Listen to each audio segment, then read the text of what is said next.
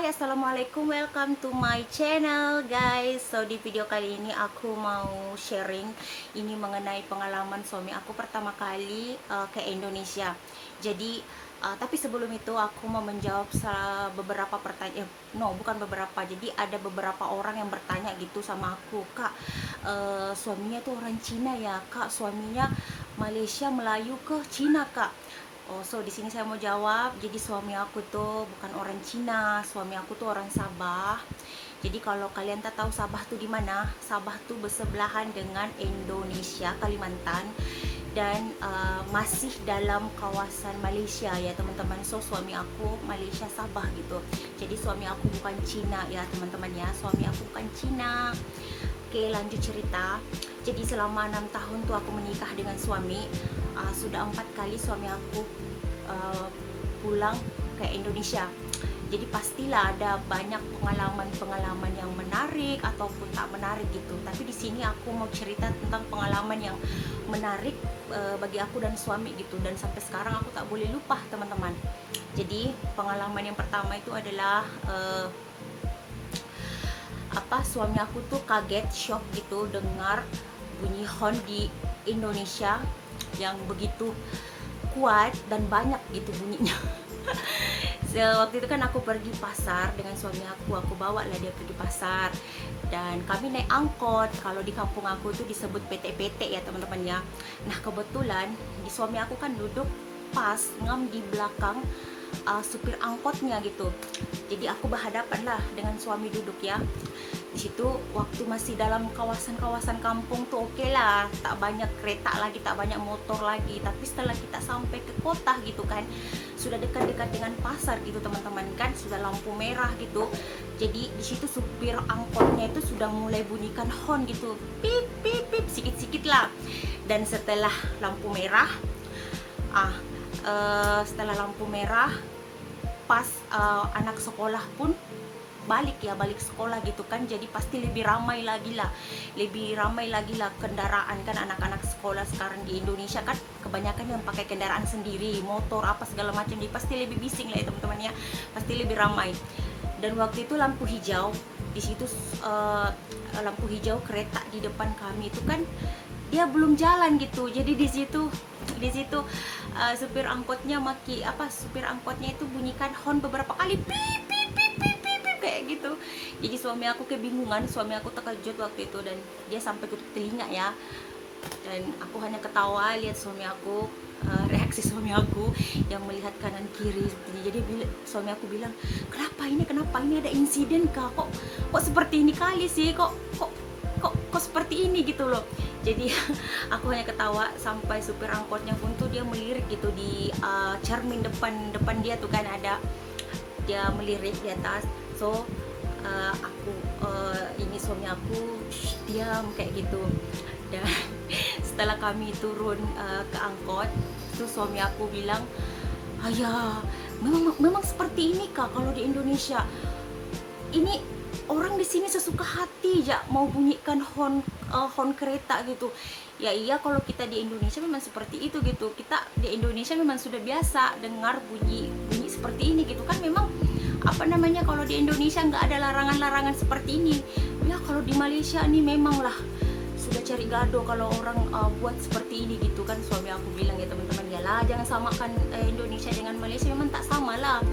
Sebab seperti ini ya teman-teman ya, bukannya suami aku sombong atau apa, tak, tapi kalau orang Malaysia nih memang dia tak biasa dengar bunyi seperti itu, bunyi bising seperti itu gitu. Kalau di Malaysia kita jarang sekali dengar bunyi horn kereta ataupun motor, jarang sekali teman-teman, karena di sini memang tidak diperbolehkan kita sesuka hati untuk bunyikan horn gitu. Itu pun ada masa-masanya lah, masa-masa tertentu gitu kita dibolehkan bunyi horn ya. Seperti di depan kita mungkin ada insiden gitu kan, itu kita boleh horn gitu. Itu yang aku tahu ya teman-teman, memang tak boleh lah. Dan waktu itu kan selama aku di Malaysia pun kan ya, kalau aku jalan dengan suami aku, selama aku dengan suami aku ya, memang aku rasakan suami aku tak pernah bunyikan horn kereta gitu teman-teman ya, tak pernah sama sekali, karena memang di sini tak dibolehkan. Ialah suara bising ya teman-teman ya, bising sangat dan mengganggu pengendara lain gitu. Makanya suami aku bilang nih kalau di Malaysia seperti ini memang sudah cari gaduh gitu. Jadi apa ya, suami aku waktu itu pertama kali shock. Aku bilang dengan suami aku, ya kamu harus biasakan dirilah kalau di Indonesia nih, karena memang di Indonesia seperti ini gitu, nggak ada larangan tidak boleh membunyikan horn gitu, tak sama dengan di Malaysia gitu kan. So suami aku setelah beberapa kali pulang ke Indonesia, akhirnya dia sekarang sudah boleh paham lah, sudah mengerti lah gitu. Nah itu dia pengalaman yang pertama teman-teman. Jadi pengalaman yang keduanya itu adalah suami aku tuh heran gitu, terkejut lihat kondisi duit di Indonesia. Jadi bukannya kondisi duitnya itu nilai duitnya itu apa ya, nilai duitnya Indonesia dengan Malaysia itu jauh berbeda atau apa, tak, bukan ya teman-teman. Jadi waktu itu kan suami aku dia pergi beli di kedai gitu. Suami aku pergi beli di kedai dan dia dapat duit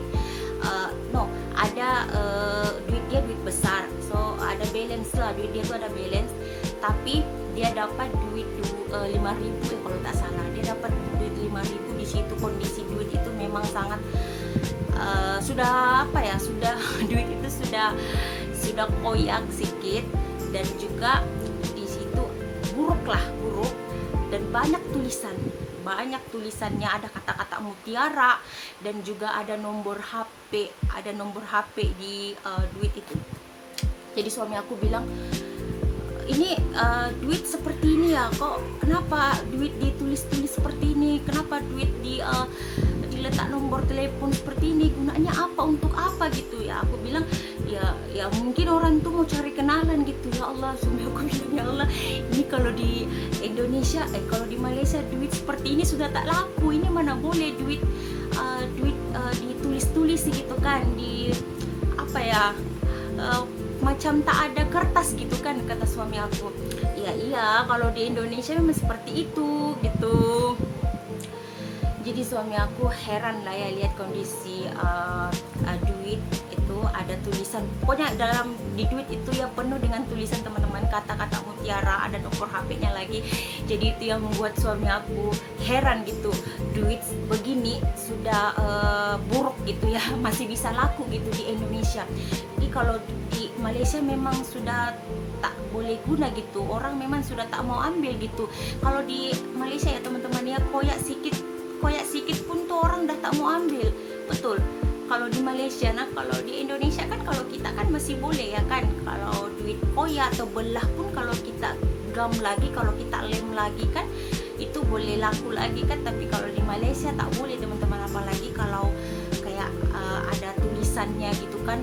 Dan selama aku tinggal di Malaysia memang aku belum pernah jumpa duit yang ada tulisannya gitu, maksudnya yang yang orang lain tulis gitu kan, kata-kata mutiara gitu, ada betul. Dan itu duit itu ya teman-teman ya, suami aku tak mau pakai belanja gitu. Jadi aku bilang dengan suami aku, tak apa, pakai aja duit itu, nanti orang ambil juga tak maulah, nanti aku pergi kedai pula aku beli barang orang tak mau ambil, ya malulah saya kan. Lagipun duit seperti ini buruk lagi boleh laku kah, kayak kata suami aku lah ya kan. Sebenarnya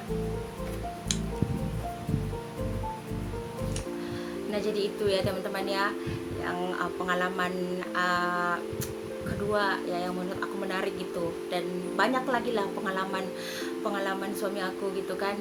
Ada juga yang suami aku tuh heran gitu lihat yang becak gitu kan. Entahlah kalau di tempat kalian becak tuh dipanggil apa. Jadi becak tuh yang sepeda tuh kan, lepas tuh kita nanti di depan duduk. Itu suami aku heran lah, wah ternyata di Indonesia ada yang seperti ini, bentor gitu kan. Kurang lebih dengan bentor lah, tapi kalau bentor kan dia pakai dia pakai motor kan, kalau itu pakai sepeda. Dan waktu itu kan aku mau naik dengan suami aku bawa, jumlah kita naik situ. Suami aku tak mau lah, kasihan lah pakcik itu udah lah tua, kita naik atas nanti adalah kita badan besar 2 orang, nanti pakcik itu tak larat mau bawa kita gitu kan. Ya tak apalah, nanti kita bayar juga lah, bukan tak bayar pun. Suami aku tak mau lah, kasihan lah pakcik itu, tak apa kita naik Jadi sekarang suami aku sudah biasa lah dengan kehidupan di Indonesia, dengan bunyi-bunyi bising, horn, klakson seperti itu teman-teman ya, karena sudah beberapa kali juga dia pulang ke Indonesia kan. Jadi sekarang sudah biasa lah gitu. So teman-teman, itu dia pengalaman cerita pengalaman suami aku pertama kali ke Indonesia.